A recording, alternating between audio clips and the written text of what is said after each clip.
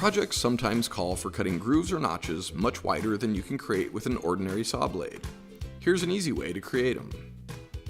Start by laying out the notch on your workpiece, marking the length and the depth. Then, with your saw unplugged, set the cutting depth by aligning the blade with your marks. Now you can cut to establish the end of the notch, cutting just inside your end line.